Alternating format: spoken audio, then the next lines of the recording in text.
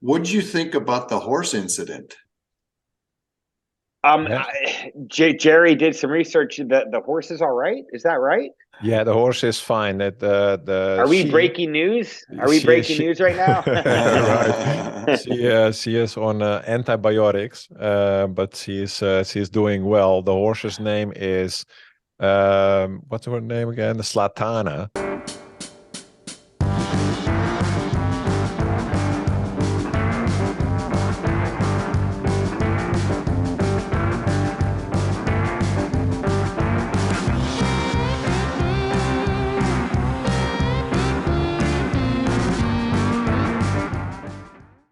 Good afternoon, everybody. This is Lowland Cycling Talk. Today is Sunday, March 5th, 5 o'clock, regular time. We have Jack with us and Stewart. Good afternoon, guys. How are you? Doing great. How are you, Gerry? Doing pretty good. Yeah, seconded, doing very well today. Right. It's beautiful weather to be outside. Did you go out, Absolutely. Yeah, both go yeah, outside and definitely. ride? Mm-hmm. Yeah, today we the Trestle Bridge Racing Team, a local mountain bike team in the area, named after the Trestle Bridge in Downingtown, PA. We had our kind of start of the season kickoff, let's say, where we went on a nice gravel ride and came back in typical mountain bike fashion, ate some barbecue and some beer, and hung out. Yeah, it was a lovely day to do it. A lot warmer than anticipated, which was nice. Yeah, it was really good. How about Yeah. you, Jack? Actually, I did not get on the bike today. Oh, One of my goals last year, I did 10,000 miles and Wow. I was focused. I mean, that's all I did was ride my bike. And this year I said, you know what? I love doing that 10,000. It was great, but I'm not going to be so all consumed because Mhm. I didn't do other things that we enjoy. So my wife and I went out to the Bryn Coed Preserve and did a wonderful, like 5.5 mile hike. It was nice. Great. beautiful. Took my camera, took some pictures. So yeah, so today was a day off the bike, and That's awesome. I thoroughly enjoyed it. Great. Right. Hey, That's Jack, so when mhm. you do 10,000, how many of those miles are on the trainer, would you say? Last year I was able to, I was, most of them were outdoor. It was about Okay. 2,500 on the trainer, about Okay. 2,500 on the trainer. So a quarter of those on the trainer. Okay. From your experience, would you say it's 1 mile on the trainer is the equivalent of 1 mile on the road, or a mile It's and a half on the interesting. trainer is like a mile on the road? It's interesting. Some people call the trainer miles fake miles. I do not Uh-huh. call them fake miles at all. The trainer will always overestimate speed. So, when I'm on the road, I'm probably averaging between 17 and 19, something like Mhm. that. When I'm on the trainer, it's typically 20 to 23 because you're typically in a group, so you're getting some drafting. But you never coast on the trainer. Right. Mhm. You never coast on the trainer. So I'd say they're equivalent. Pedal Okay. stroke for pedal stroke. I'd say they're equivalent. Yeah, I know I've always been told by coaches, if you do 45 minutes on the trainer, that's like an hour 10 on the Yeah, roads, depending yeah, I upon would how say the that's downhills. yeah, yeah, yeah, I said it last time on the Yep. right. I said about 30%, something like that, yeah, Yep. because yeah, you yeah. always have the pressure on the pedal, right? There is like Jack said, there's no coasting. It's like putting throwing an anchor overboard. If you stop pedaling, it's like you come to a Mhm. screeching halt on the Mhm. trainer. So it's a different, you know, it's still good miles. And we were actually just talking about that, Jack, where people asked you last year, like, "Hey, Jack, how did you get into such good shape getting into the spring?" And your answer was, doing a lot of trainer rides and doing the Trainer rides workouts. and Yeah, workouts. Yeah, there's the camp that sort of slogs their way through winter, right. getting a lot of base miles, and there's nothing wrong with a lot of base miles, but you really never riding that hard in the winter because you get overheated and then you get sweaty and then you freeze. And so, I Mhm. mean, people, Yep. go into base miles mode in the winter. And like I said, there's nothing wrong with that, but it's also you're not really getting any high effort training, in there. So I think a combo is probably the best answer. Absolutely. Yeah. Yeah. And now I'm sure this could be an entire podcast about the right way to train in the wintertime.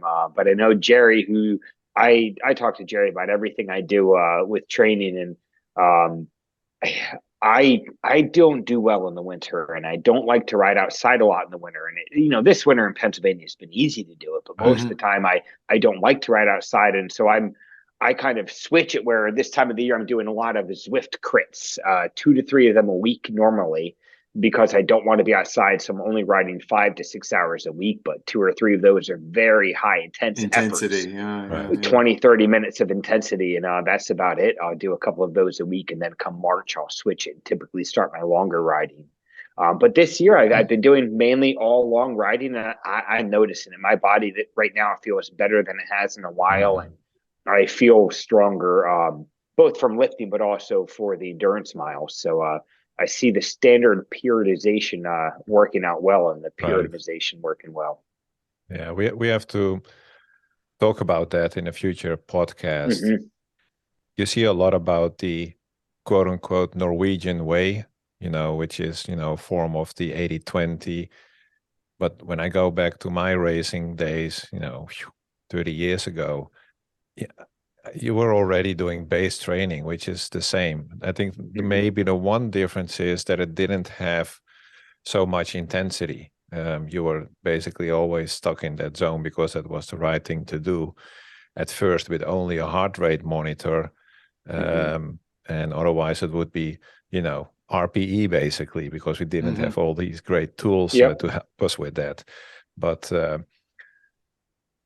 so let's kick off with the agenda, because we have a lot on the agenda again. It's the cycling world is relentless. There is so much coming all the time. So we'll start off with the race review.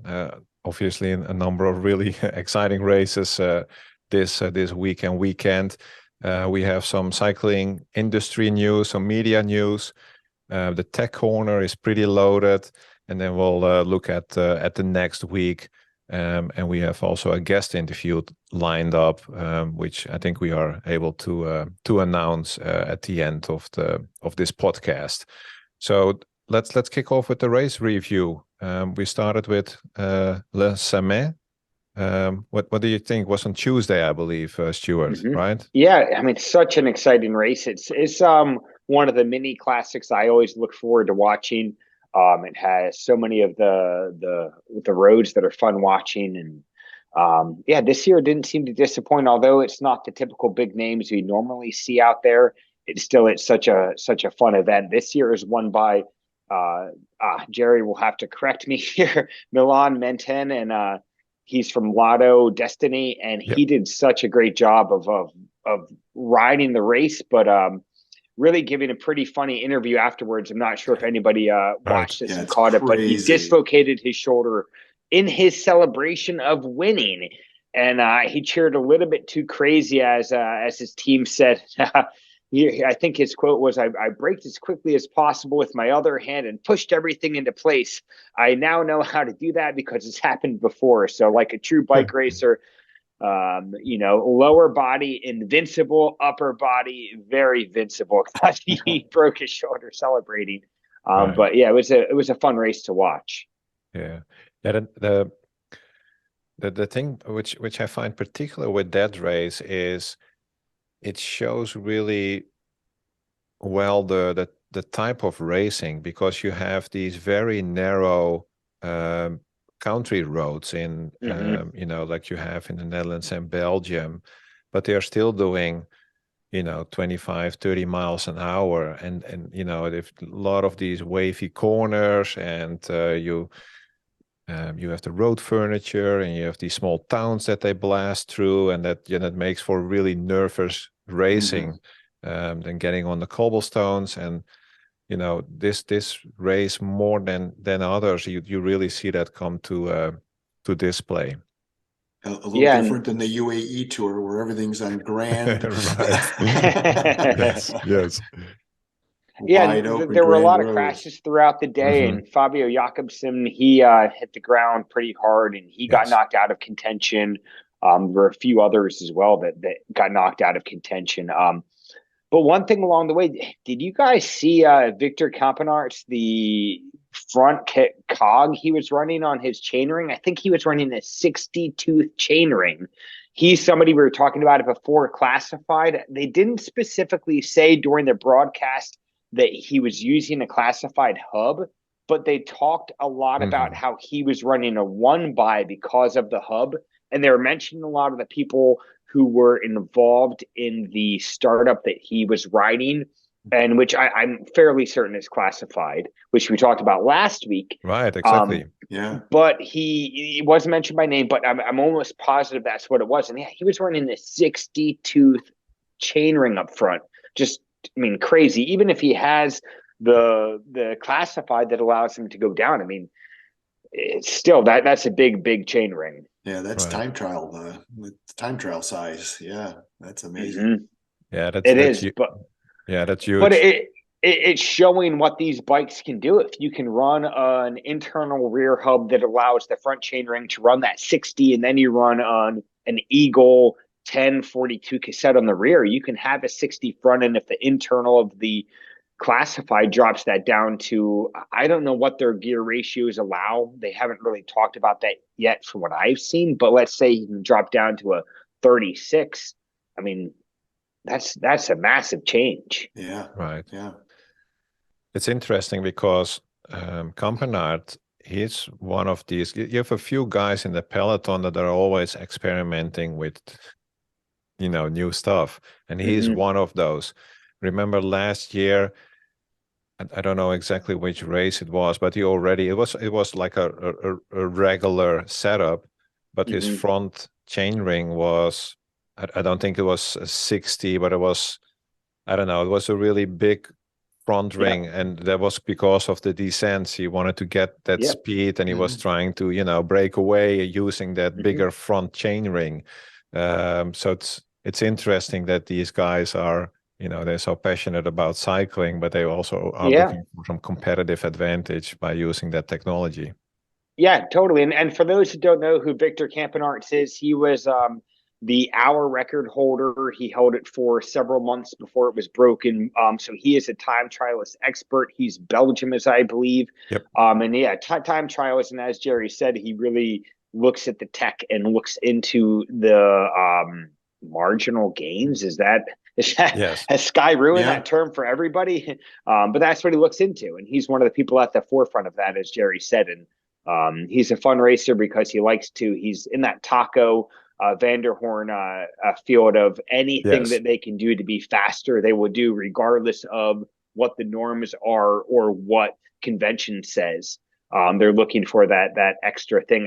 I'm sure he's somebody who's been hit with the SOX penalty as well at some point. Right. Right. And that's actually maybe a good bridge because I believe that Mahoric rode with a dropper post in Strade Bianche, Yes. Yeah. Yeah. right? He switched his bike at some point, but initially he started off with riding with a dropper post. But yeah, so that's a good intro into the main event, both women and men, Mhm. the Strade Bianche. Yeah, both races were pretty cool. Pretty cool. Some controversy on in team aspects and some other Mhm. awkward stuff that happened. Uh, Jack, what was if we start with the women's race, what were a couple of the highlights for you?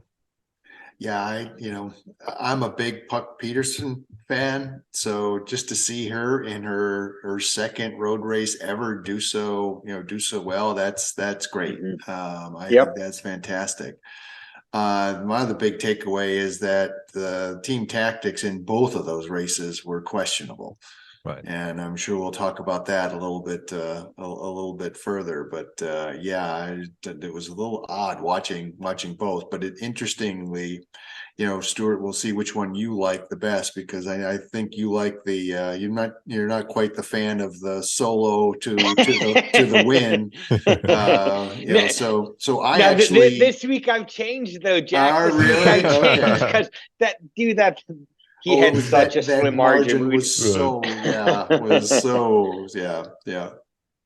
Yeah, for those who haven't watched, spoiler alert, Tom Pidcock won the men's. We haven't talked about that yet, but he was a spectacular solo breakaway. But I'm saying I switched last week. I didn't like Van Barle's as quite as much, because that was like a minute and a half, 2 minutes almost, and 60K romp. All this was Tom Pidcock never had more than 30 seconds. Maybe ballooned up to 40 when they were really wasn't it down down to to 8. 6 Yeah, or it was 8 so or something close. like that? Yeah, it was so exciting. It was so exciting. But to touch back on the women's, for what Gerry was saying as well, there was a little bit of controversy. So for those who didn't watch it, American Kristen Faulkner, she got a pretty significant gap. At one point, it was about 1:50, almost 2 minutes long. And she was just, I mean, she's a time trialist. If you don't know her, she's gotten leads in races before and has held on to yellow jerseys because of her ability to suffer. And she is a very strong cyclist. And it really wasn't until the final climb that she got pulled back. So Demi Vollering from SD Works, she went on the attack to try to bridge up, and she had a pretty hardy gap. I don't think it's a surprise to anybody to say that Lotto Kopecky is on form, and it could be the strongest woman right now in the World Tour. And she bridged up to Demi Vollering on her own, did a great job in terms of that. She didn't allow anyone to come along with her. She went solo, and she made the gap. Right. But the two of them worked together to bring back Kristen Faulkner on the final climb up that final hill, was where they caught her. And I don't know if it was Kristen Faulkner was just so in the pain cave that she had no idea what was going on, and she was like going back and forth, and she ended up putting Demi Vollering into the side about barriers, twice. Into the barriers 2 times in a row. I think unintentionally, just she was worked. But Vollering did a great job of backing off, letting Kristen, make her, and then coming up around the side of her. And Demi and Lotto Kopecky battled right to the finish line. And I thought for sure, I don't know about you guys, but I thought for sure going up that final climb, and when it was clear it was going to be SD Works winning, I thought it was going to be Demi Vollering, just, no questions asked. I thought she was going to win. But then Lotto Kopecky started attacking. I hope they had some sort of conversation. Did you guys see them talk about it ahead of time at all? Or a lot of coverage, obviously, both sides on the Belgium TV and on the, in the news, and on the Dutch side of, right, because Demi Vollering is Dutch, Lotto Kopecky is from Belgium. And so you hear the two sides, but I think the one thing that they do agree on, there were no agreements made. Demi Vollering did think that she was supposed to win, because he had, and everybody thinks that's a really awkward, way of thinking, because she finished first on the climb. She figured, okay, now I deserve to win. And she was surprised that Lotto Kopecky still, did the sprint at the very end. Interesting. But you saw it at the body language, the way they were not looking at each other, not congratulating each other. Even after the race interviews, it was quite awkward, awkward situation. Yeah. At least in the women's race, it didn't cost them the win, where I think the team tactics in the men's race might have impacted the finish for the I'll results. agree. Yeah, the results. Yeah. What did you think about the horse incident? Gerry did some research. The horse is all right. Is that right? Yeah, the horse is fine. Are we breaking news? Are we breaking news right now? Right. She is on antibiotics, but she's doing well. The horse's name is what's her name again? Zlatana, and she's doing well. So if people were wondering, she has not turned into a steak yet. So, but the owner of the horse was very apologetic. He went on Facebook and he offered up his excuse. But yeah, it's a great photo. It is. Yeah, for those of you again who weren't watching, in the women's race, as Demi Vollering was chasing down Kristen Faulkner, probably had her within sights a minute or so, let's say, on a horse who had a halter and bridle and lead line on, got loose, clearly freaking out from everything that was going on, and ran onto the road in front of Demi. And eventually, in a turn where Demi was turning left, the horse went straight into a driveway and ended up crashing. The horse, luckily, as Gerry said, is okay, which is good, because for those that are not horse people, horses falling can lead to breaking legs. Oh, yeah. And horses don't recover from breaking a leg. Unfortunately, as myself, I lived above a horse barn for 13 years of my life. I know firsthand they don't live from that. So great to hear. Yeah, great to hear. Absolutely. So, and Demi was shook by that. How can you not be? Yeah, really. You know, a big horse. So she was like screaming, like she was somewhat panicking. You know, what's interesting, you know, she was closing in, so the lead was to Faulkner was still 1:20 back then, and when the whole horse incident happened, it was back to the gap was bigger, you know, close to 1:40. So would Kopecky have bridged up to her if the horse incident wouldn't have happened? Right? Because then the gap would still have been bigger between Demi Vollering and Kopecky. And, you know, now Kopecky, when she bridged, she could see Demi Vollering basically in the distance. But if it's, you know, instead of 20 seconds, it's 40 seconds, that's basically a no-no, right? You don't bridge up to your fellow teammate. So, you know, we'll never know. But that might have been an impact of the horse being out on the course. Yep. Yeah, I mean, back to Jack's initial point, though, Puck Peterson, man, that girl, I can't wait. And I know Fem Van Empel from Jumbo Visma is focusing on mountain bikes. I know Puck does a lot of mountain bikes, but I hope the two of them can kind of grow the way that Matthew and Wout have for the women's side. I mean, I personally find women's cycling equally as exciting as the men's. I will turn on a women's race anytime it's on. And if they are there, I will definitely be watching them race. Right. Those are must-watch TV. Yeah. See, it was so impressive to see her ride. And I honestly, I didn't expect it to be that case, her being in the front like that. Basically riding at the same level as Annemiek van Vleuten. I do think that Annemiek van Vleuten is not in the form yet that she would like to be or should be. But she's only 20, nearly 21 years old. So, you know, her future is bright. And like Jack said, it was her second race. And she was, when Demi Vollering and Kopecky took off together with Van Vleuten, she was pulling. They were turning. You know, the other lady, and it's so annoying because I see her do it all the time. I believe she's from Switzerland. What's her name again? Talking about Ludwig. Yeah. She's just sucking wheel all the time. And often she gets really good results. So it's not that she can't take a turn; she absolutely can, but she's always sucking wheels. Are you thinking of Cecile Ludwig from Cecile FDJ? Ludwig? Yeah. Or That's is the one. Cecile Ludwig? Ludwig, yes, correct. So, and she's a great rider, but she, you know, she just doesn't take her turns, and that's, Yeah. Smart. She's smart. Yeah. Yeah.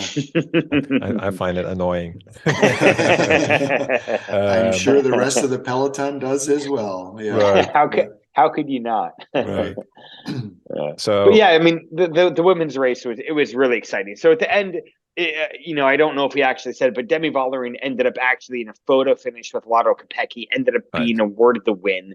I never saw anything that showed who did or did not win, but regardless, Demi Vollering with the win, with Lotto Kopecky in second, and Kristen Faulkner, the American, in third. And then, as you said, Puck Peterson was right there. I think she was around sixth or so, but it was so much fun to watch her push it when Annemiek went. Puck Peterson was on her wheel, was willing to up at one, which was awesome to see such a young badass out there. Right.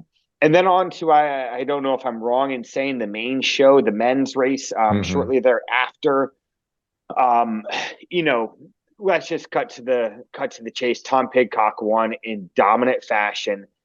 And I do not think there is a better bike handler in the men's peloton. Oh my gosh. Yeah. Oh my Maybe gosh. Puck Peterson could give him a run for his money, his best overall, with her one-handed wheelies, but realistically, the way he really bridged up. So Tom Pidcock was back in the main group. There was a breakaway. They had about 2 minutes when he went.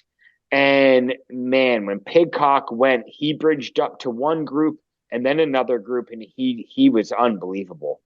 Right. It was 50K to go.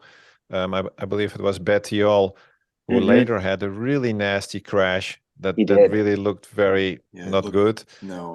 It was a Bettiol with Baggioli from Quick Step. Yep. And Pidcock bridged up to them. Yep. Also at that moment, again, I don't know, it just catches my eye, and the camera obviously also, but Sagan got dropped immediately. So he wasn't in contention anymore. And a little bit later, when all the groups were spread out, it's very hilly. There was this shot of Alaphilippe, who was in a third or a fourth group. So he got dropped. And Pidcock going downhill on gravel, watching that bike just float. I mean, it was all over the place, and he just lets it go. He doesn't panic; he just lets it go. And he descending on gravel was an art form. It really is, and it's something that you don't see most road riders being willing to accept, as the bike sliding under you. That is truly. I'm not as much of a cross racer. I would consider myself a pure mountain biker, and in mountain biking is something where almost every turn your wheels are going to be braking a little bit, like braking with their traction a little bit, in almost every turn. Cross definitely as well. So such an advantage for somebody like Pidcock to have that. And you could really see him accepting, as Jack was saying, accepting the bike moving under him. And he kept his butt floating a few inches above it and let the saddle kind of flop from inner thigh to inner thigh, where you apply the pressure with the outside leg GP moto style. And Pidcock closed almost a 2-minute gap over the main gravel section. And he was flying. Right. Yeah, and on his downhill skills a little bit more, right? So he did have, one or two, where he skidded, but it doesn't phase him. He just keeps on going. There's really not even a split second where he, readjusts. No, he just takes it and just keeps on going, which is really amazing. And you saw that with, his TT bike adventure, where he basically rode up the side wall. You're right. You're right. of that small hill, kept on going. And even you have to look it up. The on the training camp where he goes downhill. You see it over social media everywhere. Even there, he had a kind of very awkward moment, but he just steps on it and keeps going. Even last year in the Tour de France, the Alpe d'Huez stage, Epic. He won where he almost went into the barriers when he was catching back up to Spencer Powless, who was off the front. When they were descending, he almost put himself into the barriers, but it didn't phase him, to your point, at all. Right. You know, he makes I don't know if it mistake's the right word, but the bike might get a little squirrely, or he might get a little close to something, and he doesn't think about it. He moves on and continues riding his bike, and he's phenomenal. Right. What a badass. Yeah. Yeah, in car terms, it's the difference between a road racer and a WRC car. You know, I mean, the WRC guys are sliding all over creation all the time. Where a road racer, you're supposed to keep the all four tires kind of planted, and it's just the analogy I think is spot on, because he does not care if his wheels are planted at all. He just deals with it. He knows how to deal with it. Right. So then you had the Marquis and Bistrom still in front. So like you said, he bridged to that gap, but then you had that's how quick the difference was made. So Pidcock was at 24 seconds, and then the group with Benoot and Van der Poel, which, you know, was shrank to 15, 20 people. Yeah, and the cameras, they seem to have a little bit of trouble keeping track of the exact time gaps, which is understandable when you're on gravel like that, where you have somebody like Pidcock who has to actually brake for the motos in front of him. So, yeah, but to your point, he bridged up to DeMarchi, and I forget the other person that was with him off the front, but then Alexander DeMarchi, he held on to him for a little while. And then with about 23 kilometers to go is about when Pidcock ended up dropping him. And that's about when the Jumbo-Visma train started to run into some problems between Walter, the Hungarian champion, and Tish Benoot, the Belgian. The two of them could not seem to figure out how to work together. And I don't know who's right. I don't know what was said ahead of time, but it looked to me like Tish Benoot was not really understanding what was going on, because Walter looked like he was able to bridge up to the Benoot group pretty easily and by himself, and he dropped everybody else and he got up there. But you see on camera Benoot being like, "WTF are you doing?" And maybe Benoot couldn't see that there was a pretty substantial gap behind Walter. I don't actually know. And I haven't heard anything. For those of you who don't know, Gerry's originally from the Netherlands, so he speaks the language and is able to follow some of those overseas. Gerry, did you see anything over there that we don't necessarily see about what happened between the two of them, or any miscommunications or anything? No, it was the same, but it's, you know, initially they said, "Hey, did we see that correctly?" Basically, Benoot throwing up his arm and you know, waving him away like, "What are you doing? Right? You're bridging up to me." And then following that, it was very clear that they were upset with each other, and they were not communicating at all. And it was actually very weird, because sometimes it looked that Benoot had the upper hand, being the better guy, and the other time the other guy felt better and just took off, and it looked like the deciding, you know, bridge or you know, creating a gap between themselves, and then he was caught back. So it was very weird, just almost like wasting energy compared to, you know, communicating and figuring it out and saying, "Hey," and what about, you know, the team leader in the car? Yeah, I was going to say, I think a lot of that's the director. I mean, they should say, "Look, you guys work together. You finish it out, and you figure it out in the last 3K or something of that nature, or on the last climb. But work together to bring back Pidcock, because if they work together, they were within 8 seconds. They could see him. I mean, if they continued to work together, I think." If the two of them worked together, the rest of that group would have also worked more together. And I think they had every opportunity, every chance to catch Pidcock, but, you know, they were pretty much fighting each other from the moment they bridged back up together over several tens of kilometers. And they just, I think, you know, you got to go back to the director in the car going, "What do you're supposed to be giving these guys some type of leadership, I would think." Right. Yeah. I wonder how much of it comes down to a language barrier. Yes, I was I know about that to this say is that. Tish's Yeah. second year with Jumbo Visma. I know Walter is Hungarian, and this is his Hungarian, first yeah. year with them. Yeah. I don't know what if language might be a huge problem. In all Right. honesty, as Yeah. weird Yeah. as it is to say Good on point. such a professional team of like the most professional team right now in cycling to have something like that be an issue. But yeah, what else really could it have been? Right. I don't know, what his English language skills are, but for example, if you have somebody from Hungary like Capablanca Vaz, the elite rider from Hungary, also very good in cyclocross, her English is not good. Yep, I've So heard that. maybe She's on SD Works now, isn't she? she is, yes. Yep, and Yes. I've heard that as well. That that there is a language barrier with her. Right.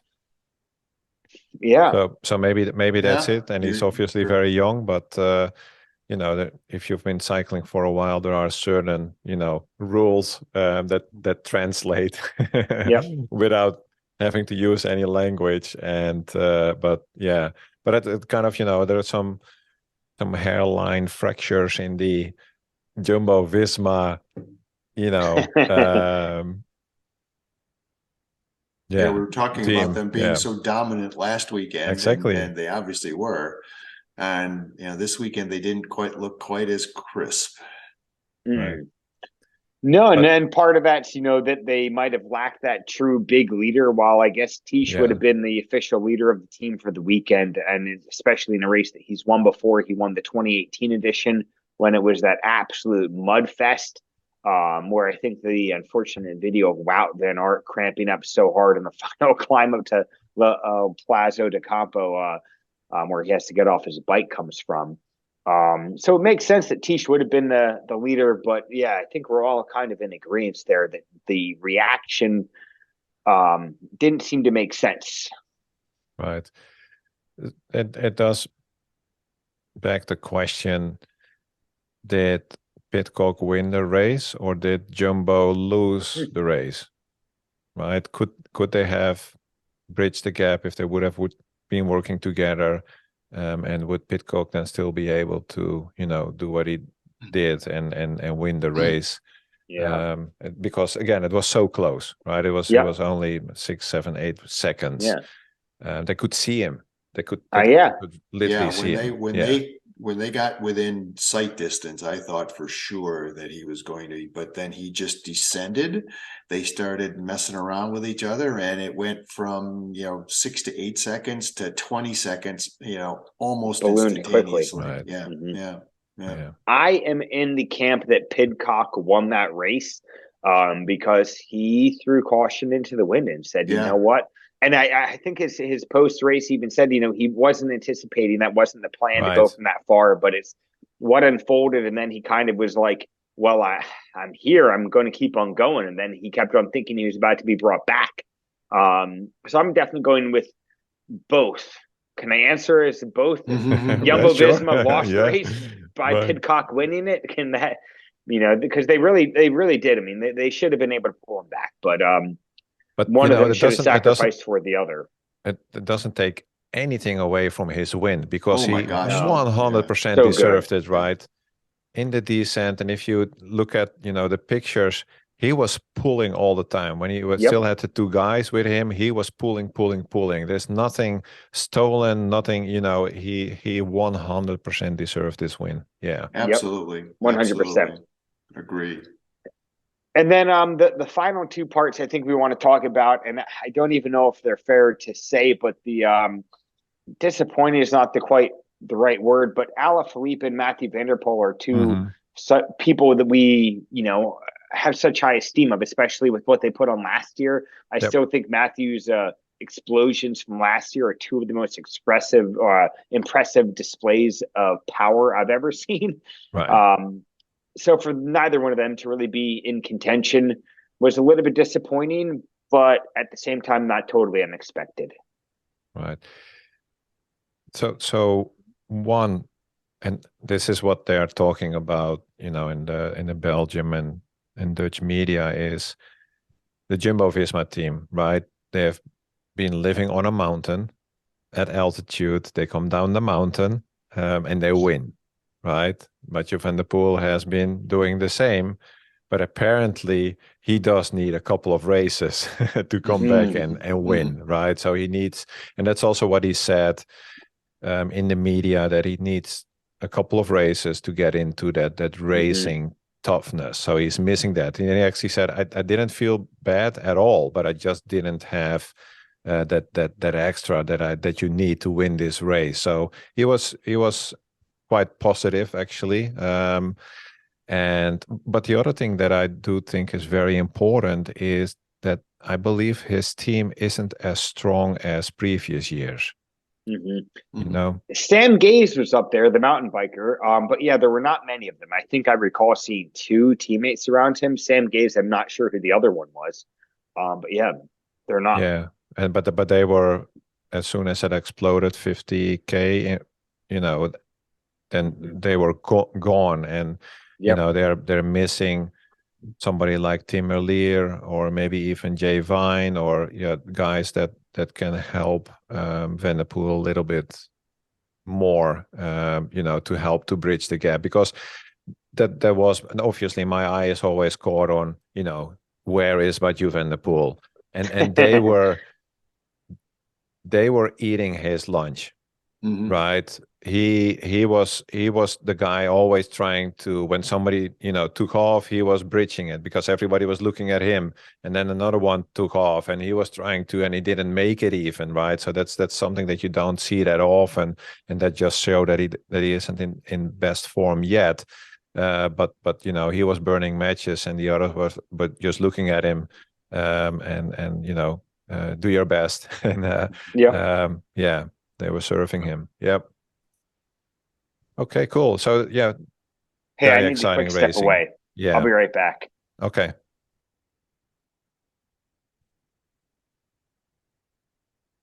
So great race. Yeah, it was an amazing race. And then let's talk a little bit about the next week races. One actually already started today. That's Paris-Nice. They call it the race to the sun because obviously they start in Paris, and then they ride all the way down south, towards the sun. Yep. And it's a stage race, and it started today and it finishes on March 12th. So that eight stages, 2 flat, 2 hilly, one flat with an uphill finish. There is a team time trial, and there are 2 mountain stages. So it's got a little bit of everything. But the one thing that is new and I haven't seen before is that for the team time trial, the actual individual time counts. So normally it's the team time, and you need to cross the finish line with 4 riders, and they all get the same time.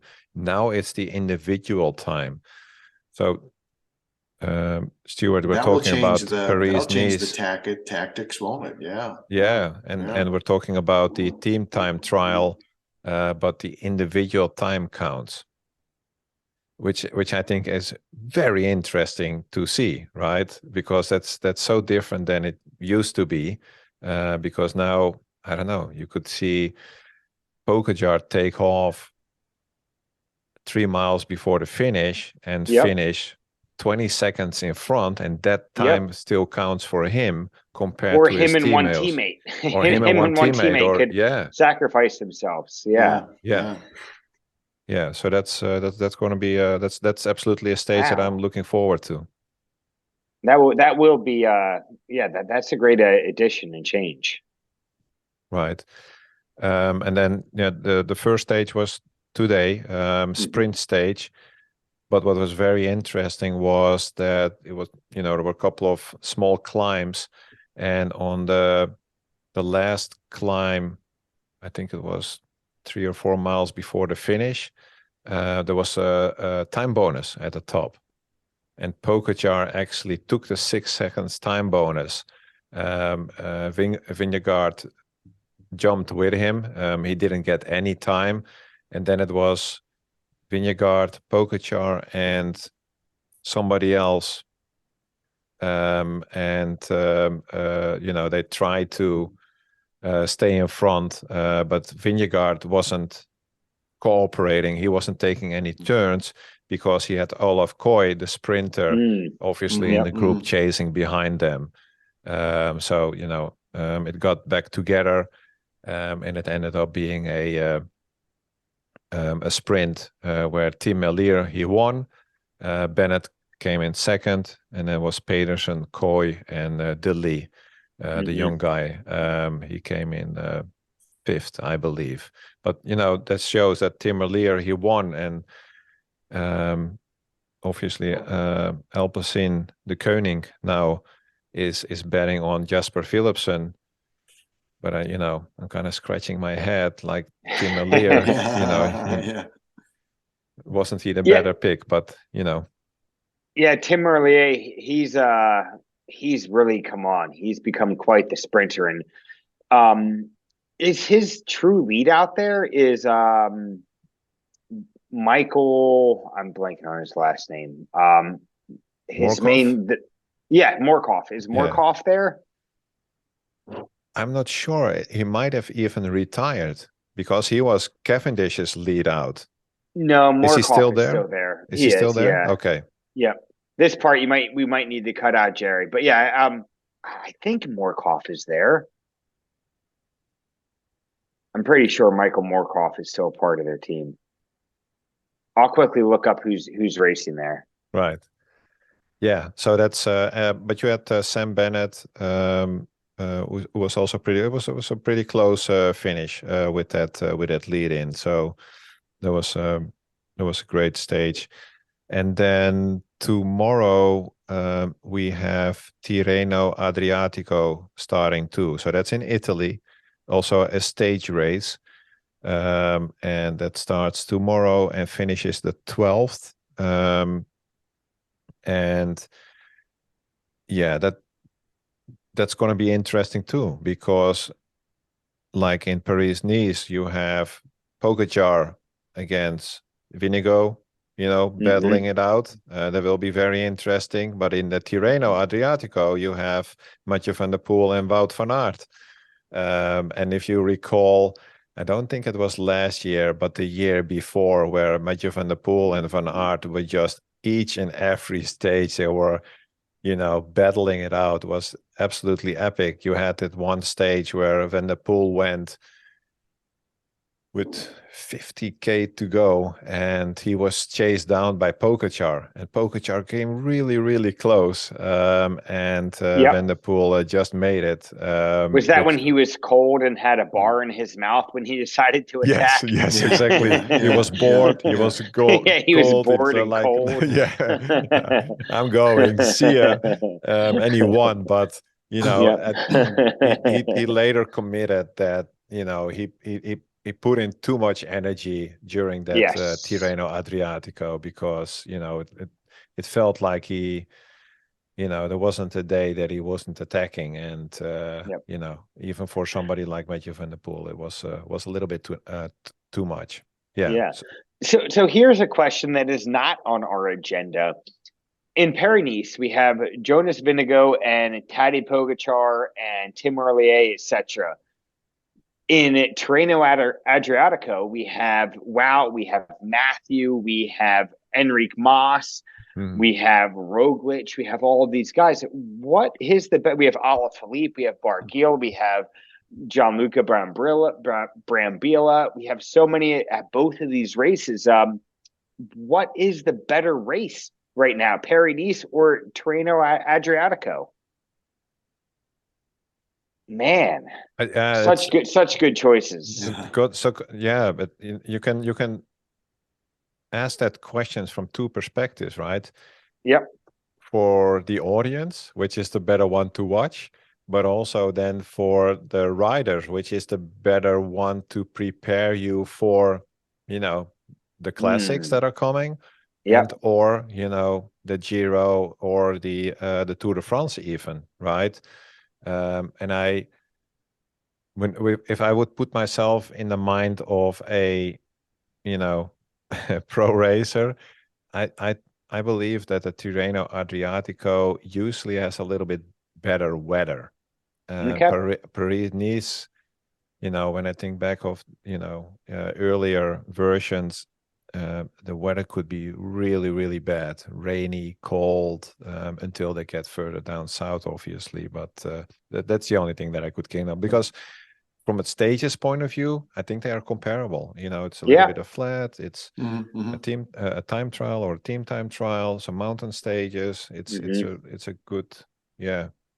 But It it is. And sounds like the biggest GC contenders decided on Paris-Nice, and the classics riders decided on Tirreno Adriatico.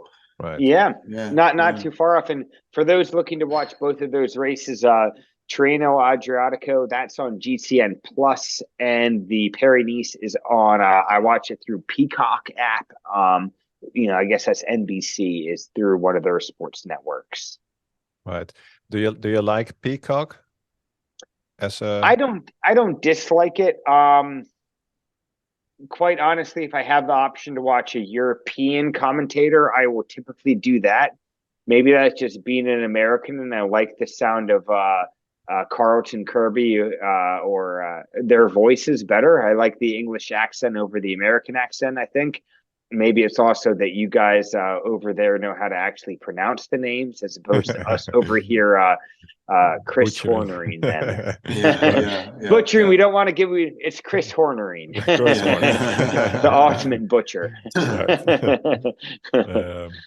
Yeah, so that's those are races to look forward to. Okay, good stuff. So let's go on to the next topic. So we had some industry and media news. We will add the links to the podcast notes where you're looking on YouTube, because we started to throw these very handsome faces on YouTube too. Or whether you are listening it on one of your favorite podcast platform, we'll make sure to add all the links of the topics to the notes, so you can click on them yourselves.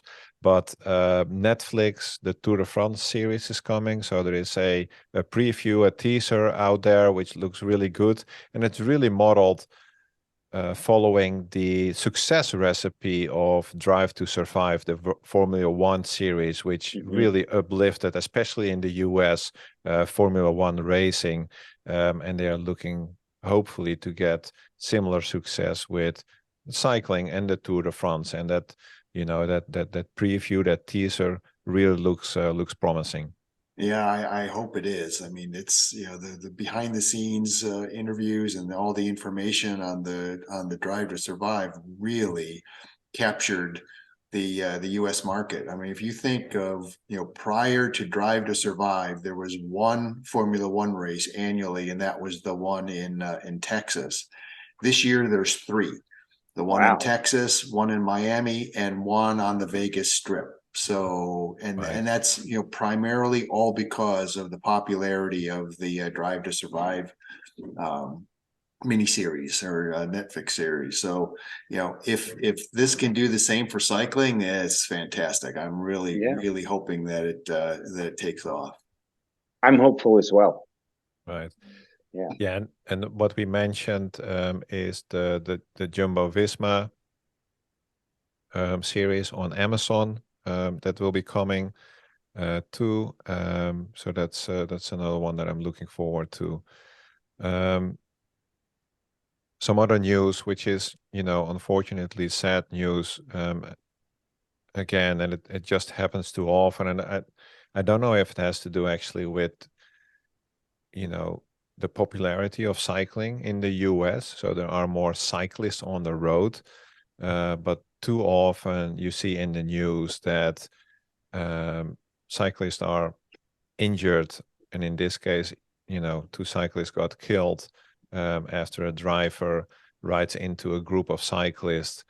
This one was in Arizona, and it's just so sad. Mm-hmm. You know, there were about 20 members of the local cycling club, and the driver, pickup truck driver, crashed into them, injuring 11 and killing 2, which is just so sad. So, you know, for everybody, when you're out on the road, just be careful. It's ride it's like you're scary. wearing spandex, and you will get run over easily. I always ride with the mentality that nobody knows I'm there and nobody cares I'm there, and that I'm a guy in spandex. And yeah. There was a couple of weeks ago, even here locally, I think the poor guy was 75 years old. And unfortunately, that one was hit by a police officer. Right? And there was a road, you know, crossing, and you know, he was. So, you know, again, it's make sure that you do everything looking at it from a visibility point of view. Yep. Like your tail light, really bright colors. You might look silly. It's probably not the most fashionable thing that you can wear, but if it will save you from, you know, getting hit, Gerry, who wait. cares? You mean wearing neon yellow spandex as a 40-year-old man is not cool? Maybe in the 90s, but right. I'll tell you, that's one of the reasons I like the local club kit is that it's really visible. Really visible. I think it's reasonably tasteful too, but it's just super visible. It is. Yeah. We were I was riding with the group, and we all had our kits on, and we're going around this corner, and there was a pickup truck sitting at the corner, and you know, like you usually do, we waved just to make sure he saw us, whatever. And he calls out the window. He goes, "What do you think? I'm blind?" So that was actually a compliment, right? Yeah. I said that's an absolute compliment to our kit. Absolutely. Yeah. Right. Yeah. But that's you know, the waving, the eye contact. Actually, that's, you know, anecdote. I was back in the Netherlands. So, you know, accidents also happen not only in the US but also in the Netherlands. I was commuting to work, was early in the morning, and this guy drives up, and I right of road, and I look him in the eyes. And I'm just as and he brakes, because there was a T junction, so he was making a right turn. And he brakes. I look him in the eyes, you know, and I in front of his car, and he pulls up. So I'm lying in the front on his hood. He slams the brake, so I get launched off of his hood on the middle on the road. And then he had his window even open because it was a, you know, early morning summer day. So I jump up, and I raise my fist, start walking towards, and first thing that he does is close his window. Is this Sasquatch going to beat me up? Yes. Yeah. What is this maniac who I just hit? He just got out of his night shift. Right. So he had been working for, I don't know, 12 hours. He wasn't, he was trying to get home, and he wasn't paying attention. And, you know, again, we had eye contact. I had right of way. And he still hit me. And luckily, you know, he launched me onto the crossroads. No other traffic was there, because otherwise it would have been more ugly. But again, even with eye contact, but, you know, these are the rules.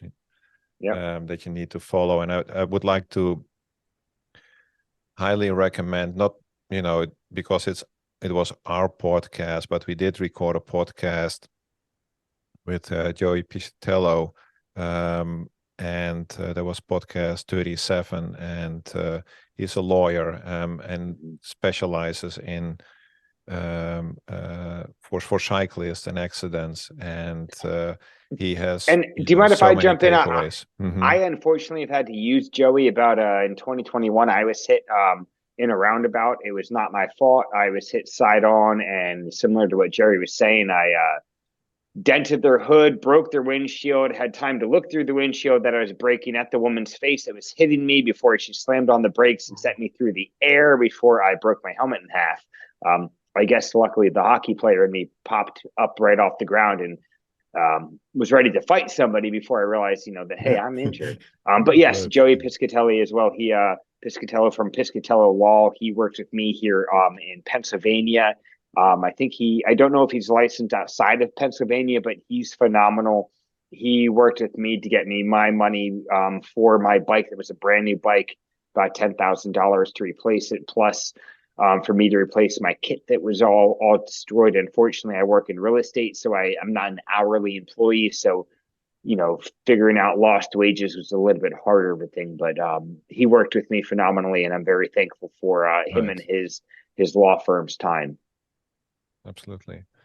So please go ahead and listen that one. Highly recommend it.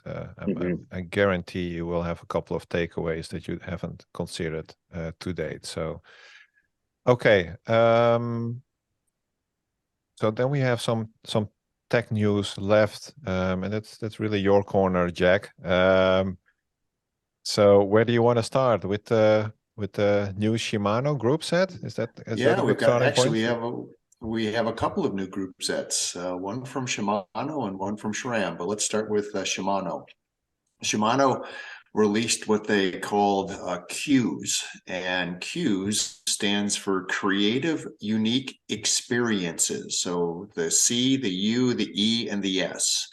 And it's a new range of mid-range 9, 10, and 11 speed drivetrain components. It's scheduled to replace on the flat bar side of the equation 10 and 11 speed Dior, Alvivio, Acera, and Altus. And they haven't announced this, but on the drop bar is pretty clear that it's going to replace Tiagra, Sora, and Claris road group sets. And what I find interesting about this is that the cassette spacing, the chains, the cable pull ratios are all shared across components. So that's really unique. Up until this point in time, the rear spacing on a 9, a 10, and 11, and a 12-speed cassette were all different, which meant the cable pulls had to be different, means the chain widths had to be different. So they're unifying all of that right now. So everything will be based upon their Shimano link guide technology, and it will be compatible across all of those group sets.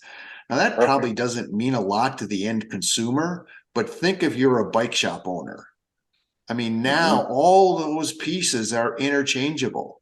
So where before you had to have special tools, you had to have the right components. You couldn't put the levers from one brake group onto a bike that had different brake groups, or a different shifting components.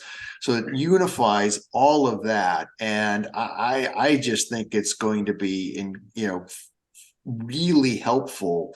For bike shop owners, and as well as for it's more geared towards not the consumer, but for the manufacturer and the bike shop owner. I think it's going to revolutionize the industry from that perspective. Agreed. I mean, so how it will make it so much easier for somebody to know. They won't need to go in there with like, well, I had this style chain running on this style set, that really will be very easy for both, because then the consumer won't need to know all these different dialects that they need to know about this and that. They'll be able to just go and say, hey, I need this. That'll make it a lot easier. Right. I would actually also say that it's very customer friendly because it's much more standardized, it seems. And for depending on the margins, etc. But it actually could reduce some revenue, because you don't have to upgrade your whole bike when you want to change out one component anymore. Right. If you break your levers in a crash or something else, you drop your bike, and you want to, let me upgrade it, but you can't because it's an 8-speed or a 9-speed. You're basically stuck, so you have to find it. That doesn't happen anymore, right? You can, it's more flexible, at least it seems. But would this then also work for, you have an older bike, 20 years old, it's a 9-speed, you could potentially upgrade it with this group set? Well, I don't think it's backward compatible, but yeah, you could upgrade it with the new group set, and then you have flexibility after that upgrade to, let's say you want to initially you have a 9-speed, you're comfortable with that, you want to go to another 9-speed. If you upgrade to a Q's 9-speed, you can then later upgrade to an 11-speed. Right. And not replace everything. Exactly. You got to replace one lever and a cassette. That's it. Your chain works, your wheel works, your derailleur works. It's really, I think, makes a lot of sense. And from Shimano's perspective, I have to believe it's easier to manufacture too, because everything's based upon a standard. Yeah. Versus having everything be different. So I think that's a step in the right direction for sure. Right. Yes, I agree. SRAM's also announcing a new group set, the new version of a second generation of SRAM Force. It's just basically called SRAM Force AXS.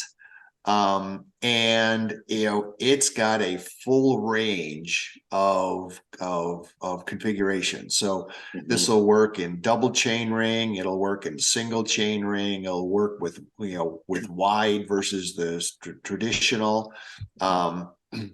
Now we were talking about end user convenience, and this is where SRAM really hits it on the head with exactly what you're talking about. How with a configuration like this, it can be a 1-by, it can be a 2-by. Right. Absolutely. You can have a SRAM Force shifting set with a SRAM Eagle 1-by 42 derail or 10-by 42 cassette derailleur combo.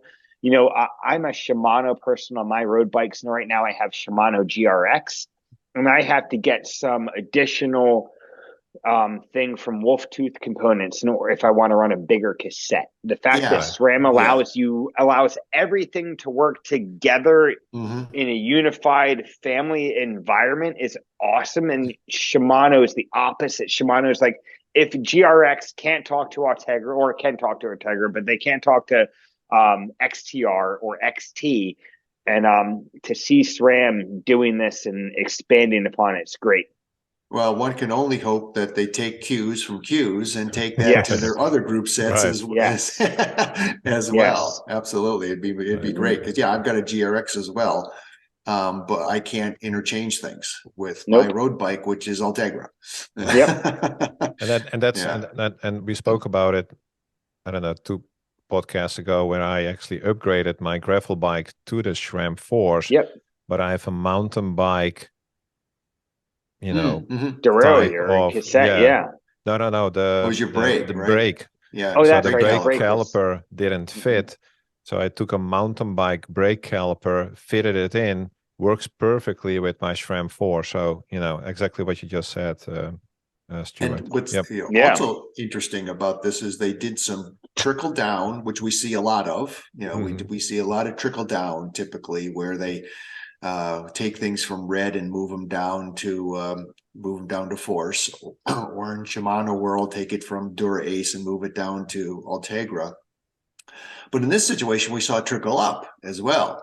They adopted the levers. They adopted the brake hoods and levers from Rival up to Force, meaning they're a little bit thinner and whatever. Right, but they took the chain rings from the red and dropped them down into Force. Now that's good and bad, because the only issue with the chain ring in the red component is they're one-piece units, which is great from strength and great from a lightness perspective. But what it means is when you have a worn out chain ring, you have to replace all of them at once, the whole thing at once. And if you have an integrated power meter, you have to replace the power meter at the same time as well. Oh, really? Yeah, Okay. which is a little bit on the, you got a worn chain ring, you end up having to replace your power meter. That's a little pricey, but it's the price of having that one piece unit. The But then only again, flip though to that flop is that most people will never run through a chain ring. I think that they've said something like it's like 6,000 miles is your average chain ring usage. I don't know the actual, but it is something ridiculous. Yeah. So the average person will never wear through that unless you are one of the people who, I'm going to upgrade to force. I'm never going to change for the next 10 years. You will run through that. But for your normal person who uses it for 3, 4, 5 years max, before they upgrade to whatever the newest is, I don't think that we'll have the issues. And that's why SRAM said that they're comfortable with doing that, is because that was the number one complaint. That, well, hell, if I want to go to a different chain ring, I need all new. Where I definitely can see it being a problem is different courses. If you're like where we are in Pennsylvania, where we could ride in Delaware, where it's almost perfectly flat, or we could ride up around State College, where it's a very, very big. Jack, have they talked at all about that? Because it's one solid chain ring for both the small end chain. Right. Have they talked about how to address that? Is it just cassettes or anything? Have you heard about that? No, I mean, they are a one-piece unit with an integrated power meter in that unit. So if you want to change your chain rings, you have to change both and the power meter. But again, that's where I think the variety of the componentry that they offer. I mean, because you can run a mullet setup with this, for example. You can run an eagle setup. So they're dealing with the different terrain via the cassette, not with the chain ring. That'd be my guess. But the power meter is modular, right? You can upgrade. So if you don't have the power meter in your crankset, at least for the SRAM force group set that I have, which is not the latest, I can still upgrade it and incorporate a power meter. I can buy the power meter. Let me put it like that. Now, Gerry, is that a cork you're buying? You would add on, or is that the SRAM? I mean, I know cork is SRAM, but I think it's a cork. Yeah. Cork. Yeah. The same as here, but again, when you have the double chain rings, it's actually embedded in the chain ring unit. Right.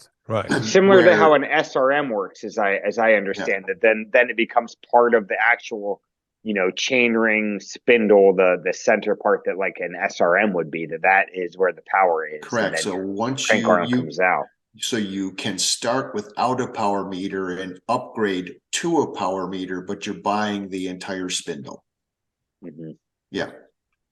Okay. Yeah, that's and your rear cassette is limited, obviously, to what type of rear derailleur you have, because there is a maximum. Actually, in this one, the one derailleur will handle all of the different variations. Oh, okay. So there isn't a long reach, short reach, or anything of that nature. The one derailleur, and I think that's the answer to Stewart's question, is one derailleur can handle their entire range of cassettes. Right. From what they're saying for now. Yeah. But I think it's interesting, and again, it's priced exactly as the old Force. It's got some new fancy graphics and colors, whatever. But the main difference is, I think, I wouldn't say it's a brand new group set, but I think it's a nice upgrade. Yeah, very nice upgrade for version number 2. So let's keep on SRAM, since we're just talked about SRAM. The good SRAM. Now we'll talk about the bad SRAM. I don't know if it's bad. This happens in business, right? So about 2 years ago, SRAM put a lawsuit against Princeton Carbon Works, saying that they infringed on their patent for the sawtooth wheel, the Zip 454 carbon NSW wheels, the ones that look really cool, that they've got the sawtooth design on it. Those wheels are based on a patent from an inventor called Dimitrios Kastanis. He issued that patent in 2017 and a related one in 2020 that eventually SRAM acquired those patents. That happens fairly common in the business world. So SRAM acquired those patents, and those patents describe a rim with an undulating configuration that's supposed to reduce aerodynamic drag, specifically in crosswinds. And what I found interesting is that the shape of that wheel, the sawtooth design, was inspired by the hydrodynamic properties of a humpback whale flipper. So there's nature influencing the cycling world. Now, Princeton on the other side said, look, that's great, but we really didn't, if you look at their wheel, it looks a lot like the 454 NSW. But what they're basically saying is that, well, yeah, it looks like it, but it doesn't infringe on the patent because the wheels lack the convex exterior profile that's included in the patent. And as you can imagine, the judge said, all right, I can't deal with this. This has got to be a jury trial. So it went to jury. It was a 2-week trial, and it was basically a battle of the experts. Right. SRAM brought in their folks, and then, Princeton brought in their folks. And after a 2-wheel trial, the jury side. A 2-wheel trial? Oh yeah, 2-wheel. Yeah, did I say that? Yeah, of course. A 2-week trial on 2 wheels. The jury did side with Princeton, so that's good to see. Cool. Not anything against SRAM, but SRAM, Shimano, they're the big companies, and if I would imagine if SRAM would have had their way and won it, that then. It's Princeton Tech would have had a little bit harder of a hill to climb, or a little bit steeper of a hill to climb. So it's good to see Princeton Carbon Technologies to be able to win that lawsuit and hopefully carry on, because they do really, really awesome stuff. Yeah, they really do. Yeah, their wheels are beautiful. I was going to say, and it's nice to see some of the smaller guys. I mean, they're not small, but to see some of the smaller guys, be innovative as they can be without concern about patent infringement.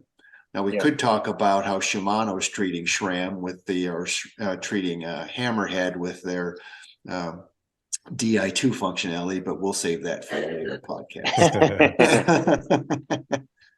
No, I think this last piece we're going to talk about with the new Continental tires is something I am oddly really, really excited about, because this is a tire I have been awaiting. There's a new Continental, and I know that Tech is Jack's area, but this new Continental GP 5000 all-season tubeless tire, I am geeked out about.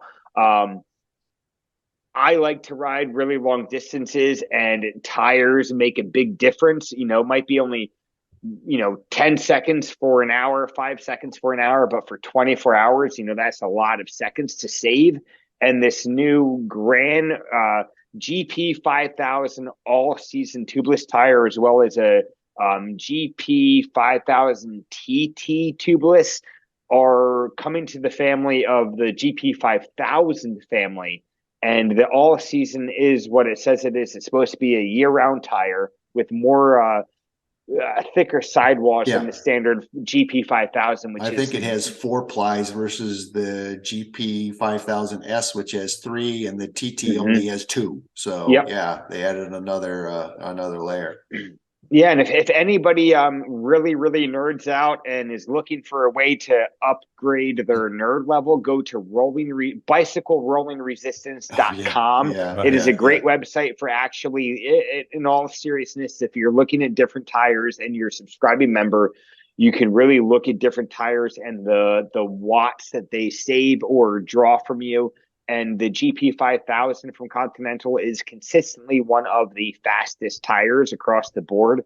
I have not seen either the AS or TT come up yet on this, but it's something that I've already asked every bike shop I know, can you order me this tire? The answer is no. I haven't even heard of this tire yet.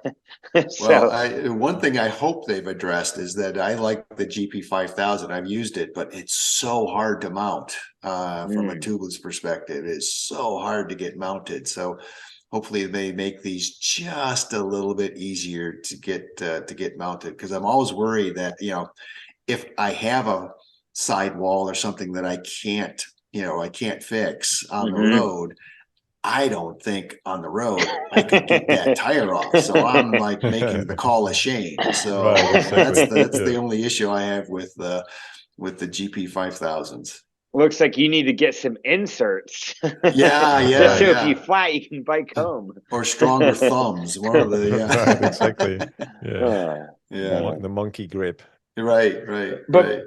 But back to the tire, though, it's supposed to be a fairly lightweight. They're claiming for the 28C, which I think is what most people will be running, will be somewhere in that 340 grams for a very fast, lightweight-ish tire. That's pretty reasonable. It will be about $100. Maybe that's not reasonable, but I think that's what we pay for tires nowadays. Yeah, it's the going price for a good tire. Yeah, it's going price for a good tire. It is. Yeah, and I'm surprised it's just marginally heavier than the GP 1000, S. It's really only 20 to 50 grams heavier, which is nothing. Excellent stuff. So this is a record, guys. We're at 1 minute 20. Oh, 1 hour 20. Yeah. So we're gonna wrap it up. But if I say so myself, I think this was an awesome podcast. And I think we had a lot of really good talk. We talked about the races. We had some media stuff going on, the technology corner with all the the group sets and the tires right now.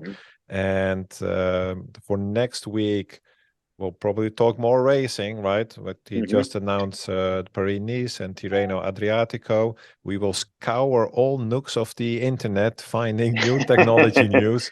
And we'll be actually planning to record a podcast, which is more like the interview style we had before with Brian Oberholzer. He is, what is his title, Jack? He is the vice president for product development at Hammerhead. So if you don't know Hammerhead, they are the creators of the Karoo 2 bike computer. So we're really excited to have a chat with him and find out more about everything concerning bike computers and what that entails. Excellent stuff, guys. Have a great the rest of your evening. For the listeners, please like the podcast, like the YouTube, leave a review. Always like good. It all. And we'll talk to you again pretty soon. Thank you. Thank you. Have a good one, guys. Bye.